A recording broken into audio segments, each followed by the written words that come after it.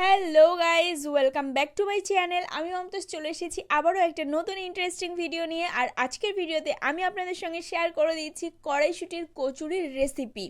তো দেখতে পাচ্ছেন প্লেটে আমি সুন্দরভাবে সাজিয়ে নিয়েছি। তো চলুন রেসিপিটা আপনাদের সঙ্গে শেয়ার করে দিই।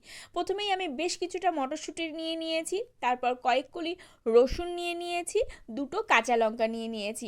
এবার এটাকে সুন্দরভাবে ব্লেন্ড করে নিয়েছি। ব্লেন্ড করার সময় চাইলে আপনি অল্প একটু জলও অ্যাড করতে পারেন, যাতে সুন্দরভাবে পেস্টটা রেডি হয়ে যায়, তবে খুব বেশি জল দেবেন না। আর এখানে কিছু মশলা নিয়েছি, যার মধ্যে প্রথমেই বলি লবণ আছে, হলুদ গুঁড়ো আছে, জিরা ধনিয়া গোলমরিচের গুঁড়ো আছে, আর আদা পেস্ট আছে। তো ওগুলো নিয়ে নিয়েছি। এখানে একটা কড়াই বসিয়ে দিয়েছি, তার মধ্যে 2 চামচ আমি সরিষার তেল অ্যাড করেছি। তার মধ্যে একটুখানি হিং দিয়ে নিলাম, আর অল্প একটু হিং দিয়ে নিয়ে ওটা গরম হয়ে যাওয়ার পর যে মশলাগুলো আমি প্লেটে রেখেছিলাম সেগুলোকে সবগুলোকে দিয়ে দিলাম।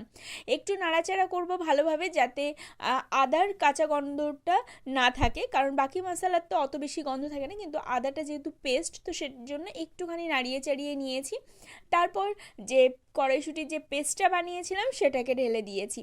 এবার খুব ভালোভাবে নাড়াচাড়া করতে হবে, আর নাড়াচাড়া করে একদম শুকনো শুকনো করে নিতে হবে। এখন দেখতে পাচ্ছেন কেমন ড্রাই হয়ে গেছে, কড়াইতে রাখা আছে। আর এখানে আমরা বানিয়ে নিয়েছি পুরটাকে, মানে পুরটা তো রেডি হয়ে গেছে। এবার আমরা ডো বানিয়েছি, আর সেই ডোয়ের মধ্যে পুরটাকে ভরে নিচ্ছি। নর্মাল যেমন পরাঠা বা পুরি বানানোর জন্য যেমন ডো বানানো হয়, সেরকমই ডো বানিয়ে নিয়ে তার মধ্যে এই পুরটাকে দিয়ে দেওয়া হচ্ছে, আর দিয়ে খুব ভালোভাবে মুখটাকে বন্ধ করে নিতে হবে একদম।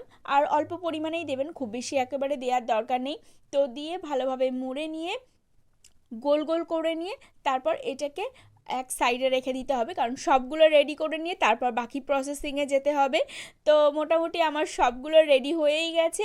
আর এবার আমি বেলাবেলি কাজটাকেও শুরু করে দিয়েছি। আর এখানে আমার মা আমাকে হেল্প করছে, যেহেতু আমি ভিডিও বানাচ্ছিলাম। আর সকাল সকাল আমরা যেহেতু ব্রেকফাস্টটা বানানো শুরু করেছি, তো দুজন মিলে না করলে তো এটা ঠিকঠাক সময়ের মধ্যে আমি রেডি করে উঠতে পারতাম না। তো সেই জন্য মায়ের একটু হেল্প নিয়ে নিয়েছি।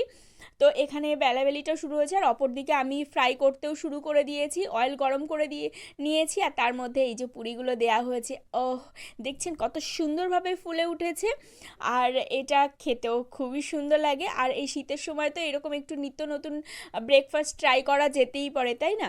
তো এটাকে একটু হালকা একদম গোল্ডেন ব্রাউন করে ভেজে নিয়েছি, আর আমাদের ব্রেকফাস্টটা একদমই রেডি হয়ে গেছে। সঙ্গে আমি একদম প্লেন একটা আলুর সবজি বানিয়েছিলাম। তো ব্রেকফাস্টটা দেখেই আমার তো জিভে জল চলে এসেছিলো। এখন ভয়েস ওভার দিতে দিতেও জিভে জল চলে আসছে। তো দেখা হচ্ছে আপনাদের সঙ্গে নতুন আরও একটা ভিডিওতে।